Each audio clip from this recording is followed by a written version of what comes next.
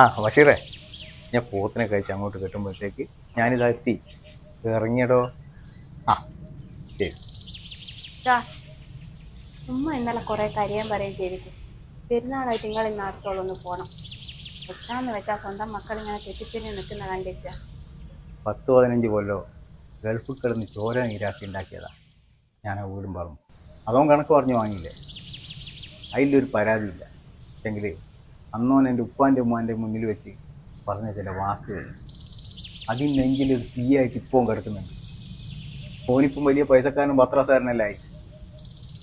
പക്ഷേ എനിക്ക് വലുത് എൻ്റെ അഭിമാനം. സീനത്തിന് നല്ല വിഷമമുണ്ട്.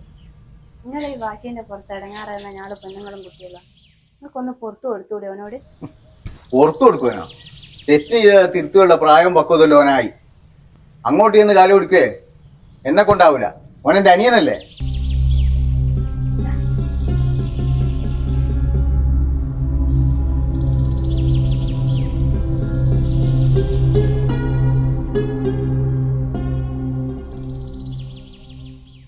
ആ ഉമ്മയോളും കൂടി ഇന്നലെ നോർമൽ സമ്മതിച്ചില്ല.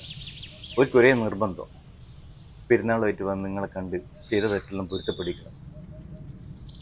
ഒരുപാട് തെറ്റുകളുടെയും ചെയ്തു എല്ലാം ഒന്ന് പൊരുത്തപ്പെട്ട. പരിമൃഗത്തിന്റെ കഴുത്തിൽ കത്തി വെക്കുന്നതായിരുന്നു നമ്മളെ ആർത്തിന്റെ അഹങ്കാരത്തിന്റെ കഴുത്തിൽ കത്തി. ആർത്തിന്റെ അഹങ്കാരത്തിന്റെ ചോര വാർന്ന് അതില്ലാതാണ്. തെറ്റാർക്കും പറ്റുള്ളൂ. അത് തിരുത്താനും തിരിച്ചറിയാനുള്ള ഒരു മനസ്സും ഉണ്ടാവുക ഓനൊരു നല്ല മനുഷ്യനാണ്. വാ